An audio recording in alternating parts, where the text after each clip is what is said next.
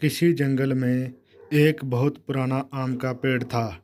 उस पेड़ के अंदर एक खरगोश और गिलहरी साथ रहते थे। दोनों रोज सुबह खाने के लिए जाते और शाम को वापस आते और उसी पेड़ में रहते। एक दिन अचानक मौसम बहुत खराब हो गया। तेज पानी बरसने लगा। लगातार कई दिनों तक पानी बरसता रहा, जिसकी वजह से जंगल के अन्य जानवर भी मुसीबत में पड़ गए। जिसमें एक लोमड़ी अकेली रहती थी। उसका कोई नहीं था। लोमड़ी बहुत भूखी थी। वह उसी पेड़ के पास आकर बैठ गई और रोने लगी। खरगोश को रोने की आवाज़ सुनाई पड़ी। बाहर आकर देखा तो लोमड़ी रो रही थी।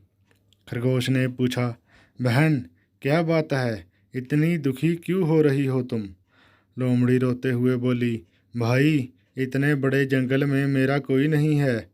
मैं ये कई दिनों से भूखी हूँ। खरगोश बोला, बहन, चिंता मत करो, मेरे साथ चलो, मैं तुम्हें खाना खिलाता हूँ।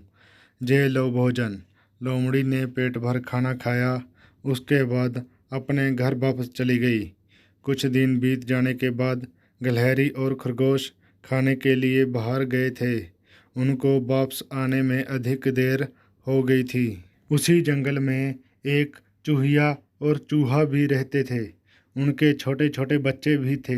वह दोनों अपने बच्चों को खिलाने के लिए कुछ ढूंढने निकले।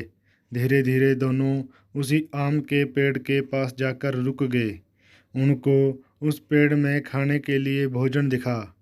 दोनों ने आपस में बात की, जहाँ कोई नहीं है, क्यों ना यह खाने का सामान हम अपने घर ले चलें। चूहिया बोली, जल्दी चलो, कहीं कोई आ ना जाए।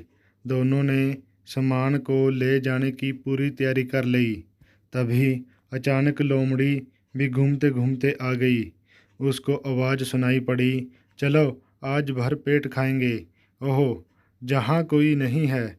लोमड़ी समझ गई, दोनों मित्र बाहर गए हैं, हमें उनके सामान की रक्षा करनी चाहिए। तभी लोमड़ी बोली, बिल्ली आई, भागो भागो, बिल्ली आई। बिल्ली के आने की बात सुनकर चूहा और चूहिया भाग गए। उसी समय खरगोश और गिलहरी भी वापस आ गए। वहाँ की हालत देखकर दोनों समझ गए। लोमड़ी से बोले, बहन, आपका धन्यवाद, आपने हमारे भोजन की रक्षा की। लोमड़ी बोली, खरगोश भाई, यह तो मेरा कर्तव्य है। मैं तो पहले से आपकी एहसानमंद हूँ। उस दिन आपने खाना खिलाया था, तभी आज मैं जिंदा हूँ। लोमड़ी की इस बात से दोनों मित्र खुश होकर बोले, आज से तुम भी हमारे साथ रहोगी। नेकी का फल हमेशा अच्छा ही होता है।